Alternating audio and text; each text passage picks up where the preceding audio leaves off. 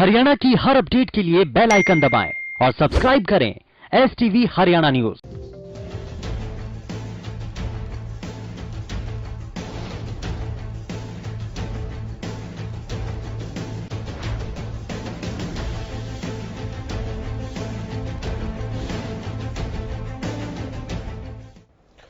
नमस्कार, स्वागत है आपका। मैं हूं गौरव कुमार पांडे। कोरोना के खिलाफ पूरी दुनिया लड़ रही है। देश में कोरोना के मामले हालांकि इनके बीच बढ़ रहे हैं। हालांकि आज प्रदेश में सिर्फ 9 मामले सामने आए। हालांकि भिवानी से जमात से लौटे निजामुद्दीन नाम के शख्स के ठीक होने के बाद उससे अस्पताल से छुट्टी मिल गई। इस बीच प्रदेश के गृह मंत्री अनिल विज ने कहा कि वो सभी लोगों का स्क्रीनिंग कराएंगे। इसके अलावा पंचकुला में कोरोना पॉजिटिव महिला के इलाज से छिपने के मामले में मुकदमा दर्ज करने के आदेश भी दिए गए हैं। महिला की वजह से उसके घर के 8 लोग और संक्रमित हो गए हैं। कोरोना वायरस के संक्रमण के मामले तेजी से बढ़ते जा रहे हैं। देश में कोरोना मरीजों की कुल संख्या 12,380 पहुंच गई है। वहीं मरने वालों का आंकड़ा 414 है। राहत की बात यह है कि अब तक 1489 मरीज ठीक हो चुके हैं। दिल्ली में लगातार दूसरे दिन संक्रमण के मामलों में गिरावट आई है। पिछले 24 घंटे में सिर्फ 17 नए मामले सामने आए। अब तक टोटल 1489 पीपल हैव रिकवर्ड और अगर हम देखें तो एक दिन के अंदर 183 लोग रिकवर हुए हैं। भारत में कंफर्म केसेस की संख्या में टोटल 941 नंबर्स का इंक्रीज नोट किया गया है और टोटल पॉजिटिव केसेस 12,380 12,380 हैं। अब तक टोटल रिपोर्टेड डेथ्स 414 हैं, जिसमें से 37 deaths have been reported in last 1 day. मैं आप लोगों की दृष्टि में लाना चाहूंगा, हमारी इस लड़ाई में, हमारे इस एफर्ट्स में अभी तक भी फील्ड लेवल पर किए हुए एक्शन के तहत 325 ऐसे जिले हैं जहां पर कोई भी केस नहीं आया है। उधर हरियाणा में लॉकडाउन फेज 2 के दूसरे दिन पंचकुला में एक ही परिवार के 9 सदस्य संक्रमित मिले। हालांकि इस परिवार की एक महिला पहले ही संक्रमित थी, जिसकी वजह से परिवार में 8 और लोग संक्रमित हो गए हैं। इस तरह से अब पंचकुला में 14 पॉजिटिव मामले हो गए हैं। पंचकुला में हमारे पास रात को 7 और नए केसेस हैं जो पॉजिटिव आए हैं कोविड के लिए। तो ये उस फैमिली के जो पहली हमारी कल केस पॉजिटिव आया था एक 15 सेक्टर पंचकुला से, उसके रिलेटिव्स ही हैं। तो फैमिली में लगभग 12 लोग थे और साथ ही उनके पड़ोस में ही उनके भाई की फैमिली भी है। तो इनको हमने कॉन्टैक्ट लिस्ट के हिसाब से अपने आइसोलेशन वार्ड में लाके टेस्ट किए थे, भर्ती किया था और उनमें से जो है 7 लोग रात को तो टोटल 9 लोग एक ही फैमिली के पॉजिटिव आए हैं। अब इनका हमने 15 सेक्टर को कंटेनमेंट जोन में ऑलरेडी कन्वर्ट कर दिया था और साथ के साथ एक्टिव सर्वेलेंस भी शुरू हो गई है। वहाँ पे हाउस टू हाउस एक्टिविटीज हमारी IEC भी डिसइंफेक्शन और सैनिटाइजेशन शुरू हो गया है और हम अब इनकी कॉन्टैक्ट ट्रेसिंग आगे कर रहे हैं, क्योंकि आगे जो ये 7 लोग हैं उनके भी कॉन्टैक्ट्स होंगे और आगे उसी हिसाब से फिर उनको भी क्वारंटाइन या आइसोलेट करके सैंपलिंग की जाए। पंचकुला के जिस परिवार के 9 लोग संक्रमित मिले हैं वो सेक्टर 15 में रहते हैं। सबसे पहले परिवार में महिला की रिपोर्ट पॉजिटिव आई थी। इसके बाद एक एक करके दूसरे सदस्य भी पॉजिटिव मिले हैं। अभी तक स्वास्थ्य विभाग ने इनके परिवार के 14 से ज्यादा सदस्यों समेत 24 लोगों को क्वारंटाइन किया है। पंचकुला में एक ही परिवार के 9 पॉजिटिव केस आने के बाद हड़कंप मच गया है। ये मामला है पंचकुला के सेक्टर 15 का, जहां पर एक ही परिवार के 9 लोगों की रिपोर्ट कोरोना पॉजिटिव आई है। इस वक्त हम पंचकुला के सेक्टर 6 नागरिक अस्पताल के बाहर है, जहां पर आइसोलेशन वार्ड बनाया गया है। मैं चाहूंगी मेरे सहयोगी दिखाएं। इसी अस्पताल के आइसोलेशन वार्ड में तमाम लोग भर्ती हैं। यहाँ पर फ्लू स्क्रीनिंग सेंटर भी है। इसके साथ ही आपको बता दें कि पंचकुला जिला प्रशासन और स्वास्थ्य विभाग के में भी इस बात को लेकर हड़कंप है कि एक ही परिवार के 9 लोग पॉजिटिव हैं। पंचकुला का जो ग्राफ है वो भी बढ़कर 14 तक पहुंच गया है, जिनमें से 2 लोग ठीक हो गए हैं, उन्हें घर भेज दिया गया, लेकिन बाकी सब उपचाराधीन है। वहीं आपको बता दें कि 2 दिन पहले ही ये महिला कोरोना पॉजिटिव पाई गई थी, जिसके बाद कल देर शाम उनके पति की रिपोर्ट भी पॉजिटिव आई है और अब इस परिवार के 7 अन्य लोगों की रिपोर्ट पॉजिटिव आई है, जिनको अब शिफ्ट करने जाने की तैयारी की जा रही है। जहां पति पत्नी को पंचकुला के प्राइवेट अस्पताल में शिफ्ट किया जाएगा, वहीं उनके परिवार के जो 7 सदस्य हैं जिनकी रिपोर्ट अब आई है पॉजिटिव, उन्हें भी अंबाला के मौलाना में शिफ्ट किए जाने की प्रक्रिया शुरू कर दी गई है। इसके साथ ही पंचकुला जिला उपायुक्त मुकेश कुमार आहूजा ने भी सभी लोगों से अपील की है कि जो भी लोग इनके संपर्क में आए हैं, परिवार वालों के संपर्क में पिछले दिनों आए हैं, वो अस्पताल पहुंचे और इस फ्लू सेंटर में आकर अपना टेस्ट कराएं ताकि इस कोरोना को फैलने से बचाया जा सके। उधर पलवल में भी एक पॉजिटिव मामला सामने आने से प्रशासन में हड़कंप मच गया है। इस तरह से आज पूरे प्रदेश में 9 संक्रमित मरीजों की संख्या सामने आने के बाद प्रदेश में कोरोना के 214 पॉजिटिव मामलों की पुष्टि हुई है, जिसमें कोरोना के 147 एक्टिव मामले हैं। 64 कोरोना मरीज अब तक ठीक हो चुके हैं। वहीं कोरोना से अब तक 2 लोगों की मौत हो चुकी है। पंचकुला से 8 और पलवल से 1 मरीज की पुष्टि हुई। वहीं नूह में कोरोना के सबसे ज्यादा 47 मरीज हैं। फरीदाबाद में 25 और पलवल में 26 मामले सामने आए हैं, जबकि गुरुग्राम में 15, पंचकुला में 14 और अंबाला में 5 मरीज सामने आए हैं। वहीं सोनीपत और यमुनानगर में 3-3 मामले सामने आए हैं। जिंद, करनाल, कैथल और कुरुक्षेत्र में 2-2 मामले, जबकि हिसार, पानीपत और चरखी दादरी में 1-1 मामले सामने आए हैं। कोविड पेशेंटों की संख्या है उसको नियंत्रण करने में कामयाब हुए हैं। हमारे आज की तारीख में टोटल जो एक्टिव कोविड पेशेंट हैं वो 149 हैं और इनमें से 122 तबलीगी हैं। अगर ये तबलीगियों का एडिशन ना होता तो आज हरियाणा शायद सारे हिंदुस्तान का सबसे बेहतर जो व्यवस्थित प्रदेश इस लड़ाई को लड़ने में माना जाता है। हालांकि भिवानी जिले से राहत की खबर आई। यहां जमात से लौटे 2 लोगों की रिपोर्ट नेगेटिव आने के बाद उन्हें अस्पताल से छुट्टी दे दी गई है, जिसमें एक शख्स को 4 दिन पहले ही छुट्टी मिल गई थी। निजामुद्दीन नामक शख्स के लगातार 2 रिपोर्ट नेगेटिव आने के बाद अस्पताल से आज छुट्टी दे दी गई। इस दौरान अस्पताल के डॉक्टरों ने निजामुद्दीन को फूल देकर और ताली बजाकर हौसला अफजाई की और अस्पताल से विदाई दी। हालांकि फिर भी डॉक्टर इन पर निगरानी रखेंगे, साथ ही घर पर 14 दिनों तक क्वारंटाइन के निर्देश भी दिए हैं। पानी प्रशासन, हेल्थ विभाग और सरकार के और हमारे जो हेल्थ की टीम है उनके सहयोग से हमारे 2 पॉजिटिव थे, दोनों अब नेगेटिव में कन्वर्ट हो गए। निजामुद्दीन का भी जो सेकंड सैंपल था वो आ चुका, उसकी रिपोर्ट नेगेटिव आई है। तो प्रोटोकॉल और नियम के हिसाब से अब इसको 14 दिन के लिए घर पे क्वारंटाइन करेंगे। हमारी टीम उसको डेली मॉनिटर करेगी। तो आज के दिन सिचुएशन देखते हुए भिवानी में कोई कोरोना का पॉजिटिव केस नहीं है। एक तरफ कोरोना के संक्रमित लोगों की संख्या बढ़ रही है तो दूसरी तरफ ठीक होने वाले लोगों की संख्या भी कम नहीं है।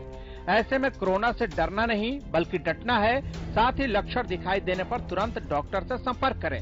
इसके अलावा जिन्हें कोई लक्षण नहीं है वो घर में रहें, क्योंकि घर में रहकर ही कोरोना पर विजय हासिल किया जा सकता है। Bureau report, Haryana news.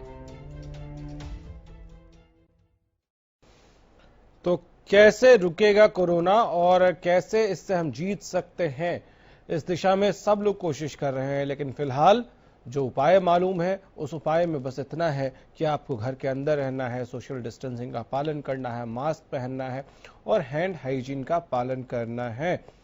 चलिए अब चर्चा का आगाज करते हैं। डॉक्टर अजय गुप्ता NETBIA हरियाणा से हमारे साथ जुड़ गए हैं। डॉक्टर पंकज वत्स पूर्व निदेशक हैं स्वास्थ्य सेवाएं Haryana, doctor Shubhank Singh health expert हैं और डॉक्टर स्वाति महेश्वरी भी हेल्थ एक्सपर्ट के तौर पर हमारे साथ जुड़ गए हैं।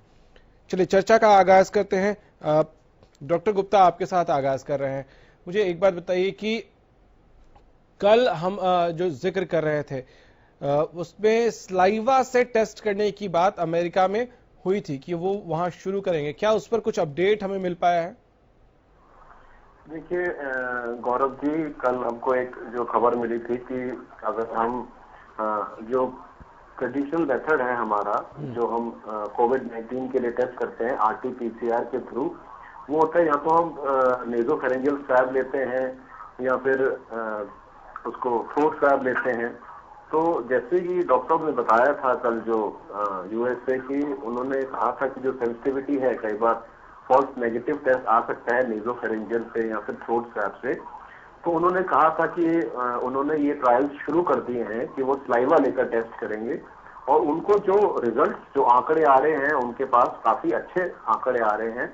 जो पॉजिटिव की संख्या है वो काफी है। और जो फॉल्स नेगेटिव है वो एक अच्छी चीज है कि फॉल्स नेगेटिव देखने को नहीं मिल रहे हैं डेफिनेटली। अब जब ये पूरी तरह अमेरिका में लॉन्च होगा डेफिनेटली जब इसका लिटरेचर लॉन्च करेंगे यूएस वाले, तो डेफिनेटली जो आईसीएमआर है, आईसीएमआर भी इस पे देखेगा कि सलाइवा से जो टेस्ट किए हैं उसमें पॉजिटिविटी रेट पकड़े जा रहे हैं पेशेंट और फॉल्स नेगेटिव नहीं आ रहे, तो डेफिनेटली उस पर विचार होगा और आईसीएमआर भी उसको लॉन्च करेगा।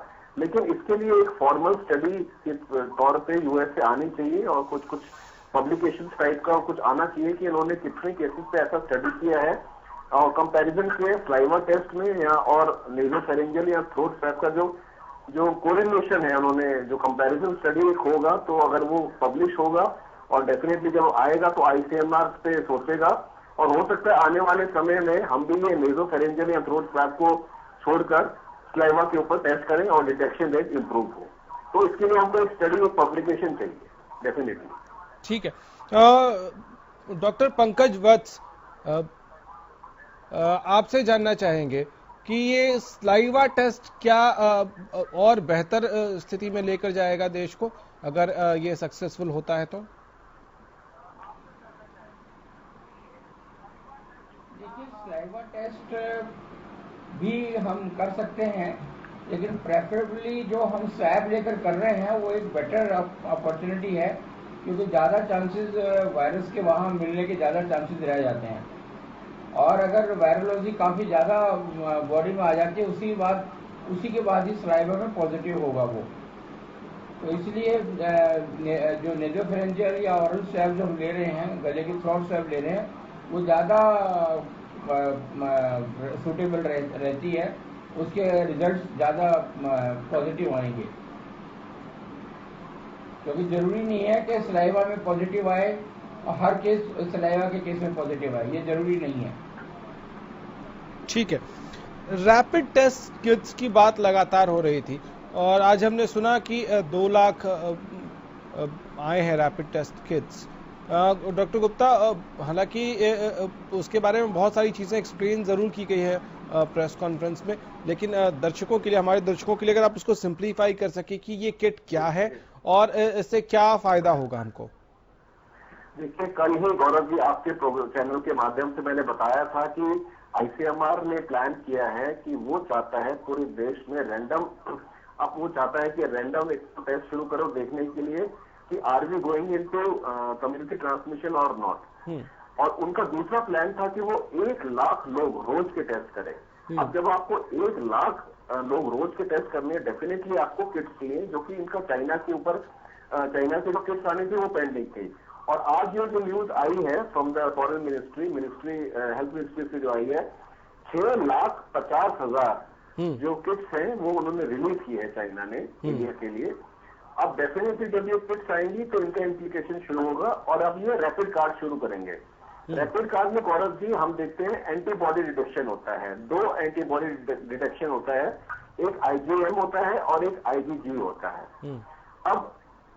अब ये क्या है कि ये जो रैपिड किट्स हैं, सबसे पहले सरकार की जो नीति मेरे हिसाब से रहनी चाहिए कि ये हॉटस्पॉट में बांटी जाए सबसे पहले, देखने के लिए कि जितने भी पॉपुलेशन है हॉटस्पॉट के अंदर उनमें रैंडम सैंपलिंग हो और उनके रिजल्ट से हमको पता चले कि ये हॉटस्पॉट में और फैल रहा है कि नहीं फैल रहा है। अगर हॉटस्पॉट पे इनसे रिजल्ट नेगेटिव आते हैं, डेफिनेटली हॉटस्पॉट में भी हम लिमिटेड कम्युनिटी ट्रांसमिशन में नहीं जाएंगे, स्टेज 3 में नहीं जाएंगे। तो मेरे हिसाब से अगर किट्स दुनिया में पूरी दुनिया में ऑल ओवर ही किट्स की शॉर्टेज चल रही है, तो जब हमारे पास ये किट्स आएंगी तो इसको हमको बहुत ही समझदारी से यूज करना पड़ेगा।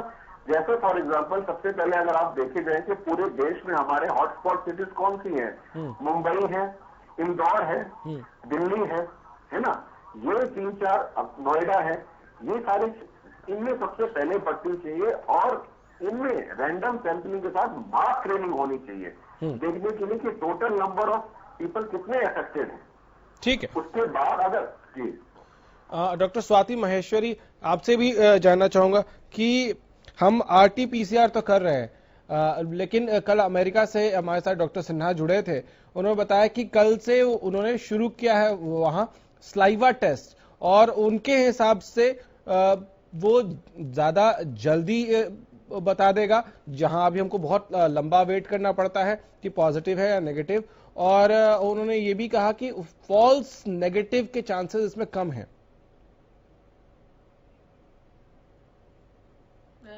देखिए गौरव, अभी कि नया वायरस है और इसके बारे में जानकारी धीरे धीरे बढ़ती जा रही है, तो धीरे धीरे हमारे पास नए टेस्ट भी आएंगे, नए ट्रीटमेंट्स भी हमें पता चलेंगे समय के साथ। लेकिन वो टेस्ट कब तक हमारे पास आता है उसमें एक समय लगता है, एकदम इमीडिएटली वो टेस्ट हमारे पास नहीं पहुंचेगा।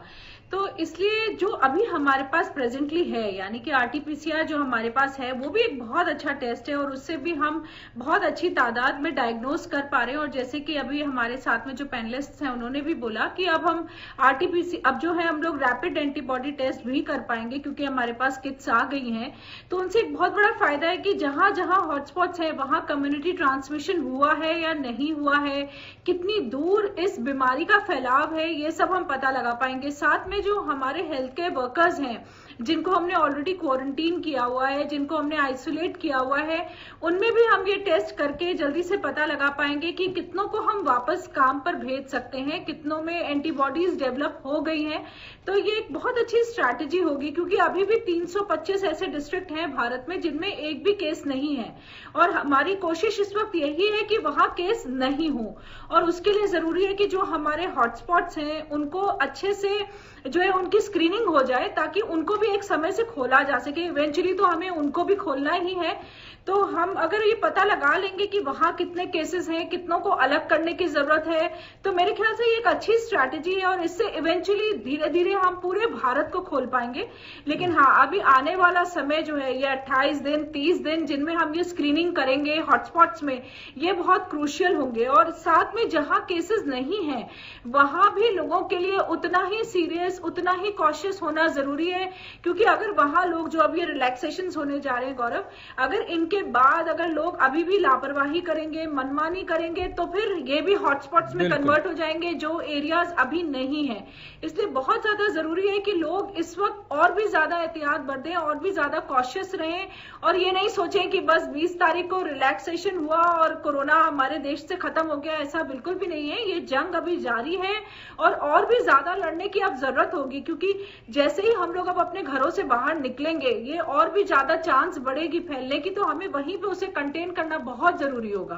बहुत इंपॉर्टेंट बातें हैं ये सब। और आपने एक जिक्र किया कि नया वायरस है और आज जब हम हेल्थ मिनिस्ट्री की प्रेस कॉन्फ्रेंस देख रहे थे उसमें बहुत अच्छे से ये समझाने की कोशिश की कि एंटीबॉडीज जो डेवलप होती हैं वो क्या होती हैं, लेकिन वहां 2 तरह के एंटीबॉडीज का जिक्र किया और डॉक्टर ने बहुत अच्छे से एग्जांपल दिया कि जैसे चिकन पॉक्स में के लिए एंटीबॉडीज जो डेवलप होती हैं वो ज्यादा चांस होता है कि दूसरी बार आपको चिकन पॉक्स नहीं होगा, वो एंटीबॉडीज हमेशा के लिए काम करती हैं। वहीं HIV में वो काम नहीं करती है। तो ये रिसर्च भी जितनी जल्दी हमारे सामने आ पाएगा उस दिशा में आगे बढ़ना हमारे लिए और बेहतर होगा कि अब कोरोना में जो एंटीबॉडीज डेवलप होंगी वो कैसी होंगी।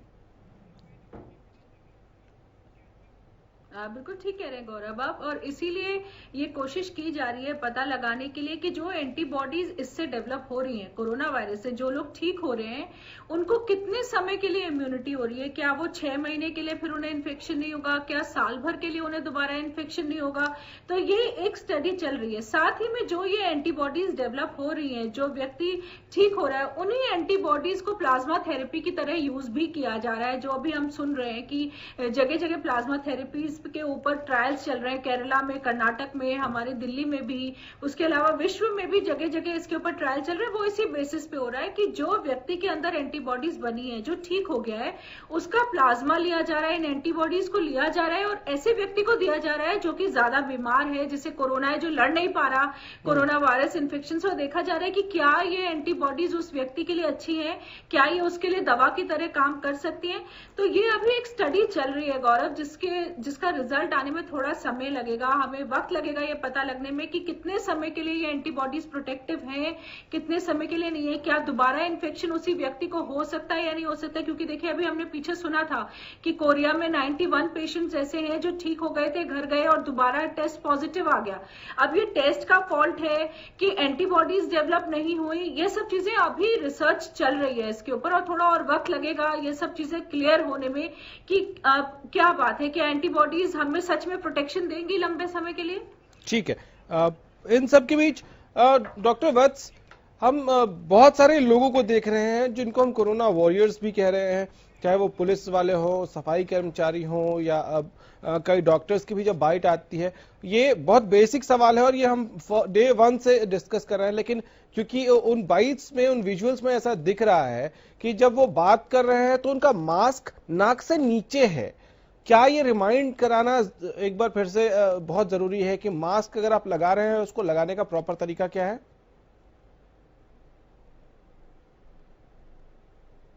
डॉक्टर वत्स, लगता है डॉक्टर वत्स तक आवाज नहीं पहुंच रही है। स्वाति जी, आप इसका जवाब दे दें। हाँ बिल्कुल, देखिए मास्क सही तरीके से लगाना बहुत जरूरी है, क्योंकि अगर हम मास्क का सही प्रयोग नहीं करेंगे तो वो उल्टा हमें नुकसान देता है।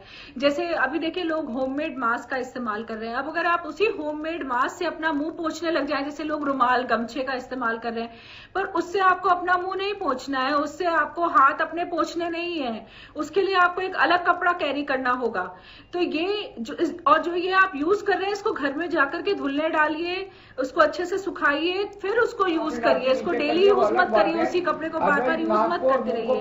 दूसरा, जो बहुत सारे लोगों की आदत होती है कि खींच के नीचे उतार लेते हैं मास्क को, वो भी गलत है। और डॉक्टर वत्स आ रहे आपके पास आएंगे, यहीं पर आगे की जो सतह होती है, डॉक्टर वत्स आपके पास आऊंगा, स्वाति जी को पूरा कर लेते हैं। ज्यादा इन्फेक्शन के ड्रॉपलेट सेटल हो जाते हैं। तो जी हाँ, तो इसलिए यहाँ से कभी भी मास्क को नहीं छोड़ना चाहिए। हमेशा जो कान के पीछे एरिया जाता है वहीं से पकड़ के पहने, वहीं से पकड़कर उसे उतारे। ये बातों को ध्यान रखना बहुत जरूरी है और धोना बहुत जरूरी है। आपके होममेड मास्क को जरूर डेली धोइए और फिर अगले दिन उसे पहनिए, उसी को बार बार मत पहनते रहिए, ये गलत प्रैक्टिस होती है। ठीक है, और जो लोग मास्क नाक के नीचे लगा के रखते हैं, सिर्फ मुंह ढक के रखते हैं, वो भी गलत है? वो भी गलत है। देखिए यहाँ सीलिंग होनी बहुत जरूरी है, आपका मुंह और जो चिन है, इसीलिए मास्क हमेशा नाक के यहाँ तक आना चाहिए और चिन में यहाँ तक जाना चाहिए और यहाँ से हवा लीक नहीं होनी चाहिए, वरना मास्क का कोई फायदा नहीं है। और अगर आप झूलता हुआ मास्क पहन रहे हैं या ढीला पहन रहे हैं तो उसका कोई फायदा नहीं है। कोई फायदा नहीं। ठीक है, अब एक दो चीजें और, क्योंकि आपको फिर कहीं और भी जाना है, आप हमारे साथ आधे घंटे के लिए ही हैं, तो एक दो सवाल और जो आए हैं वो बहुत क्रूशियल, जो हमको दिन भर कॉल्स आते हैं व्यूअर्स के, उनके सवाल पूछ लेता हूं आपसे मैं कि जिनकी सर्जरीज हुई हैं पास्ट में, किसी भी तरह की सर्जरीज, क्या उनको अलग से किसी तरह से प्रिकॉशन लेने की जरूरत है? देखिए अगर समय हो चुका है सर्जरी हुए हुए, तब तो कोई भी ऐसी बात नहीं है, आपको कोई टेंशन की बात नहीं है। लेकिन अगर अभी रिसेंटली आपकी सर्जरी हुई है, अभी आपके वुंड्स हील नहीं हुए हैं, ऐसे समय में इम्यूनिटी लेवल थोड़ा कम होता है, तो आप मास्क लगा के रखिए। आप कोशिश करिए कि आप बाहर नहीं निकले, घर का कोई और व्यक्ति जाकर के बाहर से एसेंशियल सामान लेकर आए। और अगर आपके घर में कोई ऐसा व्यक्ति है जिससे सर्दी खांसी जुकाम है, तो उससे आपको 6 फीट का डिस्टेंस बना करके रखना है और आपको भी अपने हाथ समय समय पर साबुन और पानी से धोना जरूरी है। ठीक है, इस वक्त फसल कटने की तैयारी हो चुकी है, कई जगहों पर फसल की कटाई हो रही है और कई जगहों पर जो सरसों की बिक्री शुरू हो गई है, तो ऐसे में किसान भाइयों को क्या ख्याल रखना है? देखिए एक तो मास्क लगा के रखना बहुत जरूरी है, अगर आप मंडी में हैं तो वहां पर मास्क लगा के रहिए। दूसरा, किसी से भी डिस्टेंस बना करके रखिए, 3 फीट की डिस्टेंस पर ही किसी से भी बात करिए, उससे ज्यादा पास नहीं जाइए। अगर किसी भी व्यक्ति को सर्दी खांसी जुकाम है तो वो मंडी नहीं जाए, वो व्यक्ति अपने आप को घर में ही रखे, कुछ समय के लिए आइसोलेट करे, किसी और को भेजे, क्योंकि वो औरों को भी इन्फेक्शन फैलाने के चांसेस रखता है। और जब भी आप मंडी से वापस आए तो अपने हाथों को साबुन और पानी से धोएं। और जब भी आप इस तरह से बाहर हैं, कोई काम कर रहे हैं, तो उतनी देर अपने आंख, नाक और मुंह को छूने से बचें। अगर आप छूते भी हैं तो साफ हाथों से धोइए, हाथों को धोने के बाद ही छूइए। ठीक है, बहुत शुक्रिया डॉक्टर स्वातिया आपका हमारे साथ जुड़ने के लिए, अपना वक्त देने के लिए। बहुत छोटा सा ब्रेक लेंगे यहाँ पे। ब्रेक के उस पर जब लौट कर आएंगे तो डॉक्टर गुप्ता और डॉक्टर पंकज वत्स दोनों हमारे साथ होंगे। इस चर्चा को आगे बढ़ाएंगे कि आम आदमी को क्या करना है, किसान भाइयों को क्या करना है और जो स्टडीज आ रही हैं वो कितनी उम्मीद बंधाती। ब्रेक के बाद एक बार फिर से आपका स्वागत है। हम चर्चा को आगे बढ़ाएंगे। हमारे साथ डॉक्टर पंकज वत्स भी जुड़े हुए हैं लगातार। डॉक्टर वत्स, हम बात कर रहे थे ब्रेक पर जाने से पहले कि जो हमारे किसान भाई हैं जो या तो कटाई के लिए बाहर जा रहे हैं खेतों में या जो फसल बेचने के लिए, सरसों अभी बिकनी शुरू हो गई है मंडियों में, तो उसको बेचने के लिए जा रहे हैं, उनको क्या क्या ख्याल रखना है?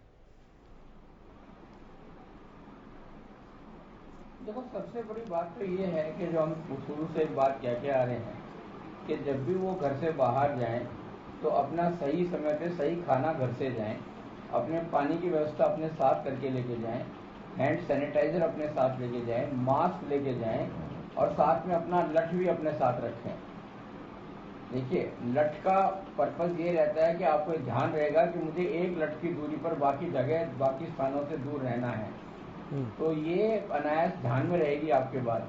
तो ये सारी प्रिकॉशन लेके वहाँ पे सोशल डिस्टेंसिंग करें और बीच बीच में जहाँ पर भी मौका मिले अपने हैंड वॉश को अवश्य कर लें।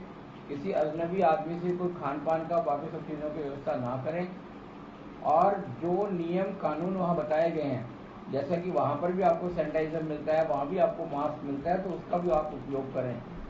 दूसरा ये कि गर्मी का मौसम बहुत हो गया है तो इस समय डिहाइड्रेशन होने के चांसेस हैं और डिहाइड्रेशन होने से आपकी इम्यूनिटी कंप्रोमाइज हो जाएगी। इम्यूनिटी कंप्रोमाइज होगी तो संक्रमण के चांसेस ज़्यादा बढ़ जाते हैं। तो ये ध्यान रहे कि पानी, आप समुचित पानी पीने की व्यवस्था जरूर रखें ताकि आप डिहाइड्रेशन में ना जाएं। गर्मी का मौसम हो गया है, इन सारी बातों का अगर ध्यान रखेंगे तो कोई दिक्कत नहीं होगी। अभी तक आप इसलिए सुरक्षित थे कि आप गांव में थे, आपका गांव सुरक्षित था, लेकिन अब आप जा रहे हैं तो कहीं ना कहीं जहाँ मंडी है तो वहाँ पे आपकी इंटरेक्शन, आपकी बाकी लोगों से मुलाकात होगी, तो ऐसे में आपको विशेष सावधानी रखने की आवश्यकता है। गुरु मंत्र है कि सोशल डिस्टेंसिंग रखें और अपना जो पानी की व्यवस्था अपनी खुद की रखें। ठीक है डॉक्टर गुप्ता, क्या ये भी किसान भाइयों को समझना है इस वक्त कि आप बाहर जा रहे हैं? हम इंडियंस को मास्क लगाने की आदत है नहीं वैसे, तो कई बार उनको शुरुआत में जब आप मास्क लगाते हैं तो थोड़ा सफोकेशन होता है, थोड़ी प्रॉब्लम होती है, थोड़ा ऐसा बंदिश जैसा लगता है, लेकिन उनको क्या ये समझने की ज़रूरत है कि आप परेशान होकर कहीं भी कभी भी घर के बाहर जब हैं, आप मंडी में हैं, खेत में हैं, तो मास्क हटाएं नहीं, क्योंकि कोरोना का वायरस हमारे डिबेट में पहले भी हमने चर्चा की थी कि 3 घंटे तक हवा में रह सकता है अगर कोई कोरोना पॉजिटिव वहां से गुजरा है तो। देखिए, बिल्कुल ये एकदम 16 आने सच बात है। तो जब खट्टर साहब ने मेरे ख्याल लॉकडाउन से पहले जब ये ऐलान किया था फार्मर्स के लिए, तो उन्होंने ये बताया भी था कि जो लॉकडाउन है वो लॉकडाउन का जो पालन है उस पालन को देखने के लिए टीम्स बनाएंगे। That will be divided state level पे, डिस्ट्रिक्ट लेवल पे, सिटी लेवल पे, विलेज लेवल पे, ब्लॉक लेवल पे। तो ये खट्टर साहब ने बताया था कि ये टीम का ऐसे गठन होगा, तो विलेज लेवल पे भी होगा, ब्लॉक लेवल पे भी होगा, शहर लेवल पे भी होगा।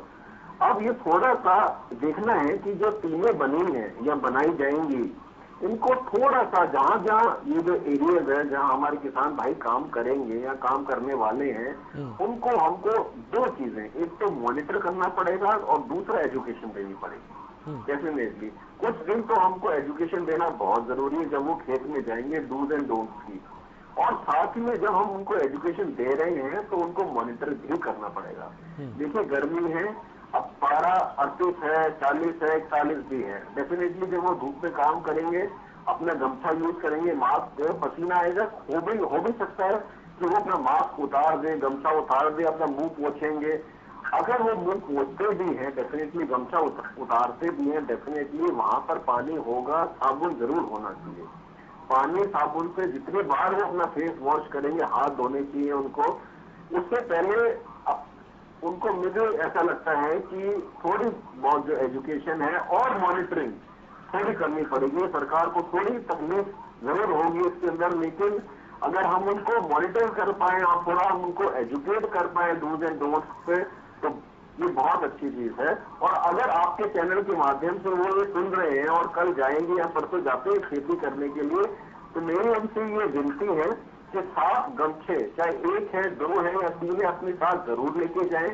अपने मुंह और नाक को ढकें। जब भी आपको लगता है कि आपको पसीना आ रहा है तो साफ पानी पिए।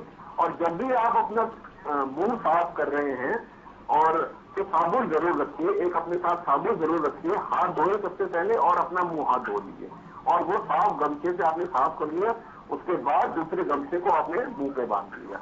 तो जितने आप अपने गमछे अपने साथ रखेंगे वो ज्यादा अच्छा है। ठीक है। डॉक्टर वत्स, यही सवाल आपसे भी कि जब मंडी में जा रहा है किसान, क्योंकि वहाँ लोग अलग अलग तरह के लोग होंगे, वहाँ आड़ती होंगे, व्यापारी होंगे, कुछ ऑफिशियल्स भी हो सकते हैं जो निगरानी करने के लिए वहाँ हो, बाकी किसान भी आएंगे, वहाँ परेशान होकर मास्क नहीं हटाना है, इसका बहुत ध्यान रखना है, क्योंकि आपको नहीं पता है कि आपके आसपास जो लोग हो कहीं उसमें से कोई कोरोना संक्रमित तो नहीं है और वो वायरस हवा में जिंदा रह सकता है, हम जानते हैं। बिल्कुल बिल्कुल, देखिए बिल्कुल अभी गुप्ता जी ने जो से बात बताई है, मास्क लगाना ऐसे एरिया में कानूनन भी जरूरी है और आपके अपने बचाव में भी जरूरी है और दूसरों के बचाव के लिए भी जरूरी है। इसके लिए मास्क का इस्तेमाल करें। आप गमछे का भी इस्तेमाल इसमें कर सकते हैं, जैसे हम गांव में हमारी परंपरा रही है, तो गमछे का भी इस्तेमाल आप इसमें कर सकते हैं। और दूसरा ये है कि वहाँ पर जहाँ मुझे सुनने में आया कि वहाँ पर वहाँ की कमेटीज भी जो है, वहाँ के अधिकारी भी ये सुनिश्चित कर रहे हैं और वहाँ पे उपलब्ध भी करा रहे हैं। हाँ, मास्क, सैनिटाइजर सब दे रहे हैं और आपको मास्क भी उपलब्ध भी करा रहे हैं। तो अब ये है कि भी आप जो बाहर जा रहे हैं तो कई दिन के लिए तो बाहर जा नहीं रहे हैं, रोजाना भी आपको बाहर नहीं जाना है। आपकी जब बारी आएगी तभी तो आप जाएंगे, तो 1 या 2 दिन के लिए ही आपको जाना है वहां पर। तो इतना संयम तो अपेक्षित है कि आप अवश्य बरतेंगे, ऐसा मेरा मानना है कि लोग जरूर इस बात का पालन करेंगे। ठीक है। अपने आप को हाइड्रेटेड रखना ये कितना जरूरी है डॉक्टर गुप्ता? हाइड्रेशन का जहाँ तक सवाल है, डेफिनेटली आपको, अगर आप अब गर्मी बढ़ चुकी है और अपने साथ अगर आप बाहर निकलते हैं, देखिए वैसे तो लॉकडाउन है डेफिनेटली, लेकिन हम जैसे डॉक्टर्स हैं या अन्य जो लोग हैं, किराने की दुकान पे जो लोग बैठते हैं, वहाँ एसी तो होता नहीं है डेफिनेटली, कोई किसी किराने की दुकान होती है, पंखा होता है, टेबल फैन होता है, जैसे कूलर लगा सकते हैं। साफ पानी अपने पास रखना चाहिए, टाइम टू टाइम वो उनको पीना चाहिए, हाइड्रेशन पूरा होना चाहिए।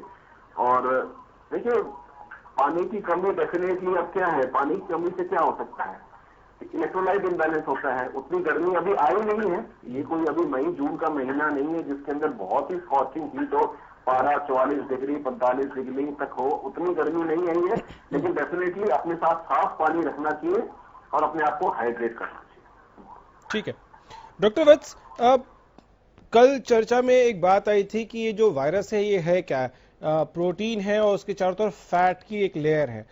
तो अगर आप बार बार गर्म पानी पीते हैं, गर्म पानी से गलाला करते हैं, तो बहुत मुमकिन है कि उस वायरस को अपने मुंह में ही, क्योंकि वो वहां थोड़ी देर टिकता है, तो आप वहीं उसको खत्म कर दें। उसके आसपास जो फैट है वो पिघल जाएगा अगर आप गर्म पानी का सेवन बार बार कर रहे हैं तो। नहीं, ये जो सोलूबल जो है वो वाटर सोलूबल नहीं है।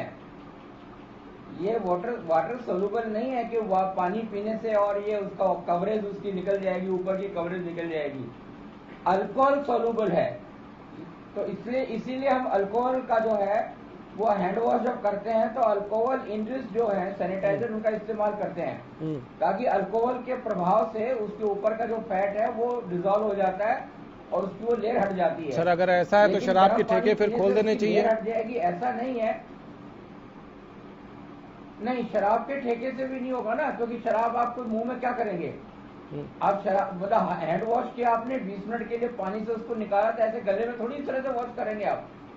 नहीं, क्योंकि कल जो डिस्कशन हुई थी डॉक्टर गुप्ता, बताई जा रही है डॉक्टर गुप्ता कि वो जो वायरस है वो टिकता है आपके गले में और मुंह में, तो अगर वो गर्म पानी से उसके बाहर की फैट का लेयर नहीं निकल रहा है और अगर अल्कोहल से निकल रहा है फिर तो सबको दे देना चाहिए अल्कोहल। जो हमारे साथ में जो यूएस से शायद डॉक्टर सिन्हा जो जुड़े थे जी, उन्होंने ये बताया था कि यूएस में शायद ये प्रैक्टिस है कि आप सुबह अगर वार्म गार्गल्स करते हो तो आपको काफी प्रोटेक्शन मिलता है। देखिए ये अब मैं आपको एक एग्जांपल बताना चाहता हूँ दूसरी कंट्री का, जापान का। देखिए जापान में भी अभी कोरोना का संक्रमण है, जापान भी कोरोना से लड़ रहा है और जापान में भी अभी ये जो पॉलिसी है उसमें जापान में भी कहा गया है कि ये भी गार्गल्स को, जो गरारे जिसको हम बोलते हैं नमक के, वो उसको एनकरेज कर रहे हैं। मतलब वो अब ये इसमें कितना तथ्य है कि वो कोरोना वायरस को रोक सकता है नहीं रोक सकता, ये कुछ साफ नहीं है। देखिए हम इस चैनल के माध्यम से वी शुड नॉट प्रोपोगेट। वो ये कहते हैं कि गार्गल्स करना, हाथ धोना, मुंह के कुरने करना is a part of hygiene. अच्छा, गरारे करना, हाथ धोना, मैं दोबारा रिपीट करता हूं, गरारे करना, माउथ वॉश करना, हाथ धोना it's a part of hygiene, daily hygiene. अब इससे आपको कितना प्रोटेक्शन मिल सकता है कोरोना वायरस से, नॉर्मल फ्लू से, वो एक बहुत बड़ा प्रश्न चिन्ह है। ठीक है, नया वायरस तो अभी स्टडीज चल रही है इस पर। बिल्कुल बिल्कुल। तो आप गार्गल्स करेंगे, माउथ वॉश करेंगे, हाथ धोएंगे, ये it's a part of normal hygiene. ये आपको डेफिनेटली हो सकता है प्रिवेंशन करें, लेकिन 100% कुछ नहीं कह सकते इसके। ठीक है, अच्छा अब मैं एक नॉन मेडिकल बातें थोड़ा करना चाहता हूं आप दोनों से कि एक तरफ तो सब लोग परेशान हैं, कोई नहीं चाहता पूरी दुनिया में कि इस तरह का कोई भी वायरस हमें परेशान करे। दूसरी तरफ नेचर का भला होता हम देख रहे हैं, हवा साफ हो गई है, पानी, नदियां साफ हो गई हैं। डॉक्टर वत्स, आपको लगता है कि इसके बाद जब लॉकडाउन हटे उसके बारे में सरकार को यह भी सोचना चाहिए, क्योंकि मिनिस्ट्रीज हैं, पर्यावरण के लिए भी मिनिस्ट्री है और उसमें भी बहुत सारे लोग हैं, मिनिस्टर हैं उसमें, तो उनको ये सोचना चाहिए कि जब लॉकडाउन खत्म करें तो ऐसा क्या करें कि नेचर जो साफ हुआ है, नदी जो साफ हुई है, उसको हम फिर से उसी लेवल का गंदा होने से रोक सकें। में सरकार के साथ साथ समाज की भूमिका भी बहुत अहम है। देखिए इस समय पोल्यूशन ना होने का कारण जो है वो सड़कों पे गाड़ियों की कमी है, गाड़ियां नहीं है वहाँ पे, तो उसके कारण जो मैक्सिमम होता था, एनवायरनमेंट में पोल्यूशन होता था, वो नहीं हो पा रहा है। तो इसके लिए समाज को इस तरह के प्रबंध करने चाहिए। सरकार को चाहिए कि पब्लिक ट्रांसपोर्ट फैसिलिटीज को और स्ट्रेंथन करें और जो गंगा जमुना के अंदर नदियों में जो फैक्ट्री मालिक हैं और जो बाकी सारी व्यवस्थाएं गलत व्यवस्थाएं कर रखे थे, वो डालते थे उसमें, उनको इस बारे में चिंता करने की जरूरत है। तो सरकार के साथ साथ समाज को इस बारे में सोचने की जरूरत है और ये सहयोग लाने की जरूरत है। ठीक है डॉक्टर गुप्ता, आपसे भी यही सवाल कि ये लॉकडाउन में जो हमको टाइम मिला है और ये जो हम प्रकृति में बदलाव देख रहे हैं, सकारात्मक बदलाव जो देख रहे हैं, इस वक्त में हमको, आपको, सरकार को, सिस्टम को, सबको ये सोचना चाहिए कि हम लाखों करोड़ों खर्च करके गंगा को वो नहीं बना पाए, यमुना को वो नहीं बना पाए, घग्गर को वो नहीं बना पाए जो इस लॉकडाउन में अपने आप हो गया है, सफाई हो गई है उसकी। तो हम ऐसा क्या करें कि इसको मेंटेन कर पाए? क्या ये एक ब्रेक जो है उसके लिए भी है? बल्कि पूरे विश्व को एक सबक सिखा के जाएगा जब भी जाएगा। आज से हो सकता है इसको 1.5 महीना लगे, 2 महीना लगे, 3 महीना लगे, हिंदुस्तान को भी बहुत बड़ा सबक सिखा के जाएगा। मैं ये नहीं कह रहा कि हम ये लेसन सबके लिए है, ये लेसन आम आदमी के लिए है, ये लेसन डॉक्टर्स के लिए है, ये लेसन हमारे देश के नेताओं के लिए, हर एक के लिए कुछ ना कुछ सिखा के जाएगा कि आज आप देख रहे हो कि सड़क पे ट्रैफिक नहीं है। आज आप अब सड़क पे ट्रैफिक नहीं है तो क्या है? सड़क पे ट्रैफिक नहीं है तो पोल्यूशन नहीं है, हवा साफ है, नंबर ऑफ एक्सीडेंट्स आपके कम है। ठीक है, अब आप देखेंगे रोड आपको खाली मिलते हैं, रोड साफ मिलते हैं आपको, डेफिनेटली है। ये जो कोरोना वायरस है, जो हमारे देश में जो सरकार है, चाहे वो राज्य सरकार है, चाहे वो केंद्र सरकार है, उनके लिए ये बहुत बड़ा एक सबक सिखा के जाएगा कि हमको हेल्थ सेक्टर में कितना इन्वेस्ट करना है, अपने देश के हेल्थ सेक्टर को और कितना सुदृढ़ बनाना है हमको। ये कोरोना वायरस जरूर सिखा के जाएगा कि हर प्रदेश का मूल्यांकन होना चाहिए कि हम कहां पर थे, हम हमारी तरफ से कहां पर कमी रही, हमको कहां तक इंप्रूव करना है अपने आप को। तो हेल्थ सेक्टर एक बहुत बड़ा है। दूसरा, जो प्रधानमंत्री ने जनता कर्फ्यू लगाया था, क्या ये जनता कर्फ्यू महीने 2 महीने में एक दिन हर राज्य लगा सकता है कि नहीं लगा सकता अपने आप से? देखिए, अगर ये जनता कर्फ्यू कोरोना वायरस, अभी तो ये जनता कर्फ्यू कोरोना वायरस के कारण लगा था, अगर ये जनता कर्फ्यू उसके बाद जितने भी हमारी समस्याएं हैं देश की, इसके लिए महीने 2 महीने में एक दिन लगेगा, चाहे संडे को लगे, इसका कितना ज्यादा इसका फायदा हो सकता है। ठीक है, तो मुझे एक चीज समझनी है आप दोनों से कि आप जैसा गुप्ता साहब कह रहे हैं कि बहुत कुछ सिखा के जाएगा, तो क्या ये वक्त है कि हिंदुस्तान के लोग, मैं स्पेसिफिकली इंडियंस की बात कर रहा हूं, कि बहुत सारे ऐसे हैबिट्स हम इनकलकेट कर ले अपने अंदर, उसको आदत की तरह बना ले। जैसे हैंड वॉश की हम बात कर रहे हैं, हैंड हाइजीन की बात कर रहे हैं, चेहरा ढकने की हम बात कर रहे हैं।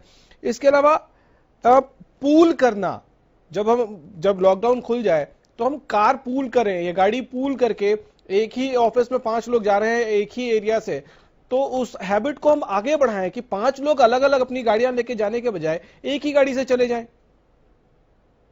देखिए, ऐसा है कि ये जो पूलिंग सिस्टम जब ऑड इवन आया था दिल्ली में, तब भी चालू हुआ था थोड़े टाइम के लिए। मैं अपने डिपार्टमेंट का एग्जांपल दे सकता हूँ। अब जैसे द्वारका से गुड़गांव में लोग आते थे, किसी के पास ऑड है, किसी के पास इवन व्हीकल है। अब डेफिनेटली उसे हुआ क्या था, जब ऑड इवन चला था तो जो इवन वाले थे उनके साथ उनकी व्हीकल में सब बैठ के आ रहे थे। जिस दिन ऑड था उस दिन, तो ये ऑड इवन के टाइम में भी हुआ था, लेकिन डेफिनेटली इसके लिए हमको ऑड इवन लाने की जरूरत नहीं है, इसको आदत में शामिल कर लें। बिल्कुल ठीक है, ठीक है। डॉक्टर वत्स, क्या आपको भी लगता है कि ये लॉकडाउन बहुत कुछ पॉजिटिव भी दे रहा है इस वक्त? कोरोना हालांकि हम सब चाहते हैं खत्म हो जाए, लेकिन एक तो ये हैबिट्स हमको डेवलप कर लेने चाहिए फ्यूचर के लिए भी, और दूसरा एक और चीज मैं देख रहा हूं कि हमने रिस्पेक्ट करनी सीखी है। जैसे ही ठहराव आया है, वो डॉक्टर्स जैसे हम हर रोज देखते थे कि उधर हॉस्पिटल में तोड़फोड़ हो गई, उधर डॉक्टर को पीट दिया किसी की डेथ होने के बाद, वो एक जो रिस्पेक्ट था पुलिस वालों के लिए, जो रिस्पेक्ट कहीं खत्म हो गई थी। पुलिस को देखते ही लोग न जाने कौन कौन से शब्द इस्तेमाल करते थे। सफाई कर्मचारियों की हम कभी वैल्यू नहीं करते थे, देखते भी नहीं थे उनकी तरफ। तो इस लॉकडाउन में क्या वो रिस्पेक्ट जो कहीं खत्म हो गई थी, वो वापस आते आप देख रहे हैं रिवाइवल?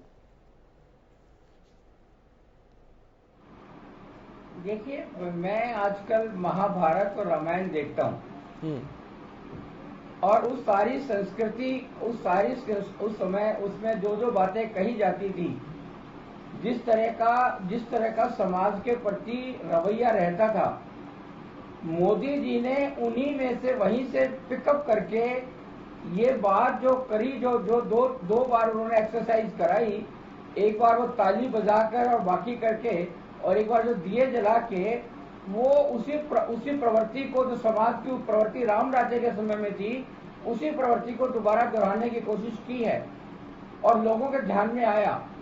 आप ये देखिएगा कि मैं कम से कम डॉक्टर्स और पैरामेडिकल स्टाफ के बारे में बड़े सुनिश्चित और गर्व के साथ कह सकता हूँ कि ये कोरोना वायरस से पहले भी सभी लोग अंत तक निस्वार्थ भाव से पूरी मेहनत करते हुए 24 घंटों के समाज की सेवा में लगे रहते थे। लेकिन उस समय लोगों को ये समझ में नहीं आता था कि अगर उनके किसी को कोई प्रॉब्लम आ गई, कोई डेथ हो गई या कोई और समस्या आ गई, तो उसके लिए वो सीधे सीधे डॉक्टर को जिम्मेवार मानते थे, अस्पताल को जिम्मेवार मानते थे, और एक व्यवसाय की तरह उसको समझने लगे थे। लेकिन कोरोना वायरस ने स्पष्ट कर दिया, अब लोगों को पता लग गया कि इटली और अमेरिका जैसे कंट्री में, जहाँ पे स्वास्थ्य सेवाएं बहुत अच्छी स्थिति में है, वहां पर भी कितनी मौतें हो रही हैं। यानी सीधे सीधे लोगों को समझ में आ रहा है कि डॉक्टर अपना प्रयास कर सकता है, अपना ट्रीटमेंट दे सकता है, लेकिन वह भी मतलब आप देख रहे हैं समाज में कि रिस्पेक्ट एक दूसरे के लिए बढ़ गई है। हाँ, बिल्कुल बढ़ गई है। और ये बात आप समझिएगा कि ये जो रिस्पेक्ट बढ़ी है, ये सभी के लिए बढ़ी है। बिल्कुल, मैं उसी के बारे में जिक्र कर रहा था कि जो मोदी जी, ठीक है डॉक्टर गुप्ता, जो मोदी जी ने जो बात कही है, उसका सब लोग पालन कर रहे हैं। ठीक है, ये सिर्फ मोदी जी की बात नहीं है, और मजे की बात इसको हम ये जो एनफोर्समेंट है। ठीक है, डॉक्टर वत्स आपके पास लौटूंगा। डॉक्टर गुप्ता, ये बात सिर्फ एक अकेले प्रधानमंत्री की नहीं है। जैसे ही हमने, हमारे समाज ने, हमारे परिवार ने वक्त दिया है खुद को, तो ये तो ऐसी चीजें हैं जो हिंदुस्तानियों में माना जाता है कि उनके संस्कार में ही है, एक दूसरे की इज्जत करना, रिस्पेक्ट करना, अच्छे से बात करना। तो हम कहीं उस भाग दौड़ में भूल गए थे वो सब कुछ, और सफाई कर्मचारी, पुलिस वाले, डॉक्टर्स, इनकी इज्जत फिर से बढ़ गई है। गौरव जी, बिल्कुल आपने मेरे मुंह की बात छीनी। मैं भी आपको यही बोलने वाला था कि शायद हमारी जिंदगी इतनी फास्ट हो गई थी, इतनी तेज हो गई थी कि हम ये सब चीजें भूल गए थे और इन चीजों से बहुत दूर जा रहे थे। और आज ये लॉकडाउन ने हमको सिखाया है कि फैमिली क्या होती है।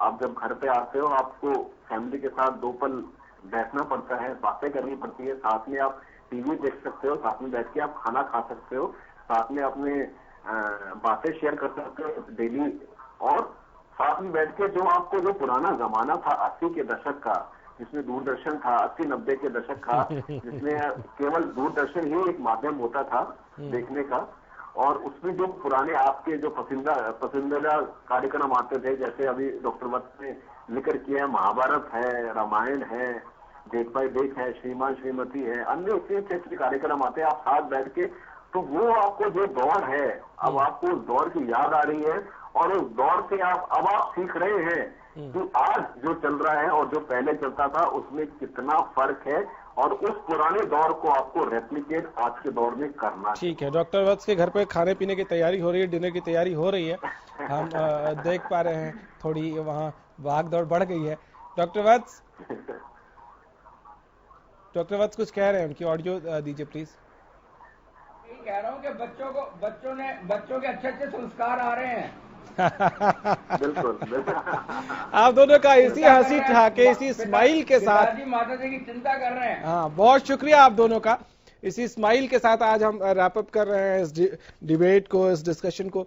लेकिन एक बात तो समझ लीजिए, आप भी जरा गौर से सोच कर देखिएगा कि हमारे समाज से जो एक दूसरे के प्रोफेशन के लिए इज्जत कहीं ना कहीं कम हो गई थी, पुलिस वालों के लिए, सफाई कर्मचारियों के लिए, डॉक्टर्स के लिए, वो वापस आई है। तो इन चीज़ों को हम हमेशा के लिए बरकरार रखें तो कितना अच्छा होगा। अगर इसी तरह हमारी जो एनवायरनमेंट है, हमारी प्रकृति है, इसी तरह से साफ सुथरी रहे, पर्यावरण साफ रहे तो कितना अच्छा होगा। इसी तरह से नदियां अगर कल बहती रहे, साफ जल उसमें बहता रहे तो कितना अच्छा होगा। उसमें आप और हम क्या भूमिका निभा सकते हैं, इस बारे में भी जरूर सोचिए। फिलहाल दीजिए इजाजत, नमस्कार।